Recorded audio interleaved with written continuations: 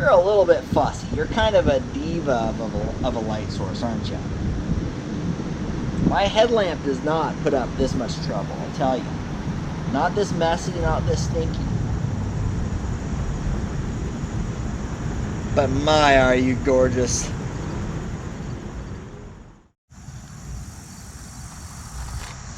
Okay, I've got my vintage Dietz lantern. It says Syracuse, New York, USA, H12. On the back it says Comet, and then it's got a patent.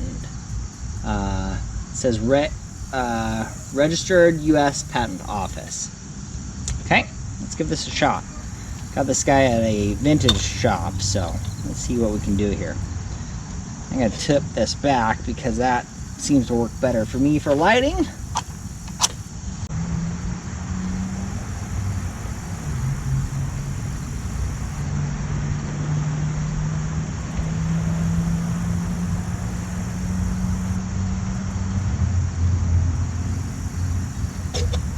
See if that does it.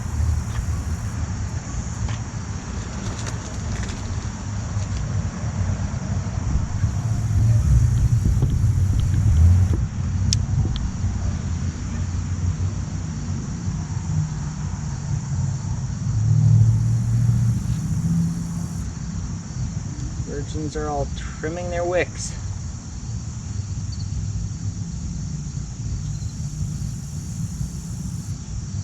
Gotta trim those wicks, boys and girls. Let's take this thing on a little jaunt. Okay, doesn't look like it's holding up great, but here it is. It's kind of burning down. I don't know why that is. I don't know why it's not burning very good. I feel like the wick is fully trimmed. I suspect the fuel isn't great. Gosh dang extra virgin olive oil. I figured if the virgins were trimming their wicks, they would use extra virgin olive oil, but apparently not. Now it's dead and just smoking. Alright. I call this experiment a failure. Maybe we have to go with kerosene. It is a kerosene lantern after all. Wah, wah. Alright, so it's a different night. I happen to be wearing the same shirt, so it looks like it's the same night, but a completely different night. That olive oil experiment didn't work very good. So what we're going to try now is some actual kerosene. The real deal, boys and girls. The real deal, Bud and Monty. This is what these lanterns were made to run on, so I don't see how this could fail unless we've got some other functionality issues. So let's find out.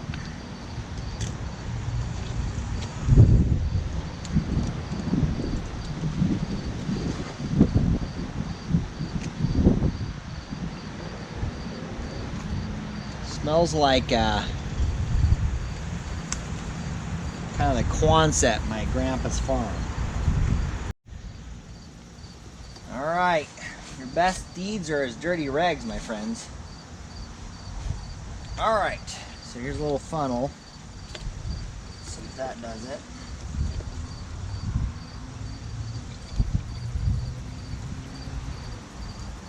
Okay, got me a did it.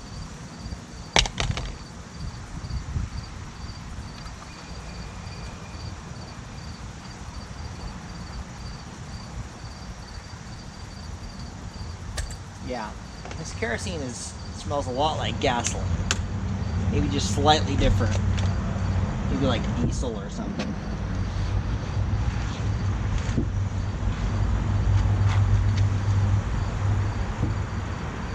Alright, let's give this a shot here.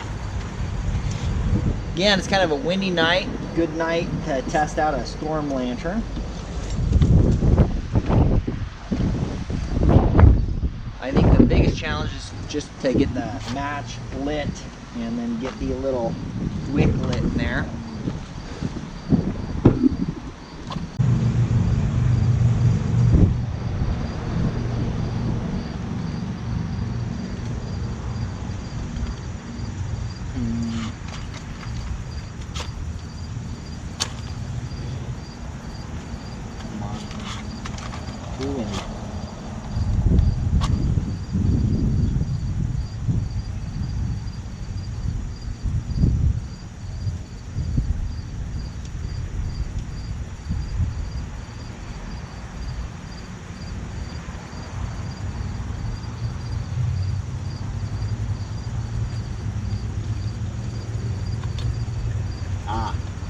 Well, that is interesting.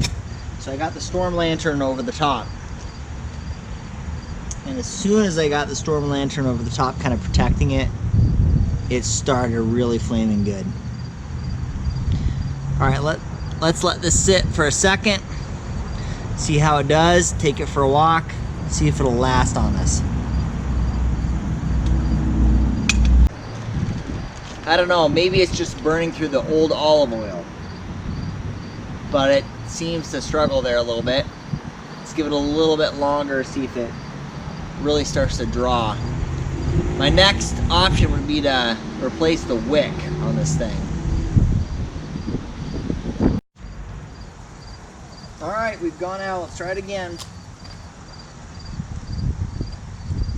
Nope. Try it again.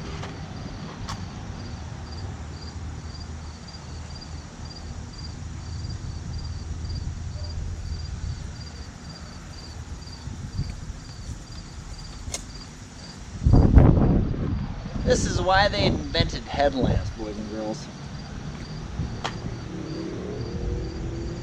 All right, let's give it another shot, see what happens. Again, I'm still just kind of hopeful that the old olive oil is not that great of a fuel source, and it's just kind of still drawing up that kerosene. And once the kerosene really gets going, we'll be in the money. Give it a couple more minutes. All right, friends. Here's our little Dietz storm lantern. It seems to be doing its thing after kind of burning off that olive oil. The kerosene really seems to be starting to go. I'm sure you have to trim the wick, as they would say. But I've got a good length going on there. It's got a good flame, and it's been holding steady for about 5 minutes. So I think kerosene is the way to go. I'm going to keep burning it for a little while here. Oh, here's the challenge, the wind. See that? It's a storm lantern, but that doesn't mean there's no wind getting in there. But yeah, I'll keep watching it, and I'll let you know how it goes. We're just going to rock this fuel for a little bit. I'll tell you, my hope is to get this out in a fall or winter camp, maybe with a little snow on the ground, maybe with my Polish Lavu, and potentially if I get a hold of a good packable wood stove, take this and the wood stove and that Lavu and do a real rustic bushcraft camp. That'd be fun. But that may all depend on how well this thing works, so here's hoping. Late last night when we were all in bed, old Larry left the lantern in the shed. When the cow kicked it over, she winked her eye and said, "It'll be hot time in Old Town tonight." Bam. Oh, that was insensitive to Chicagoans.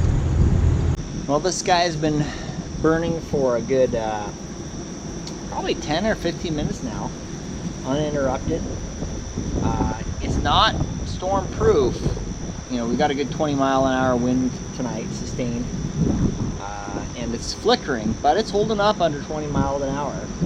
I think that's kind of the idea.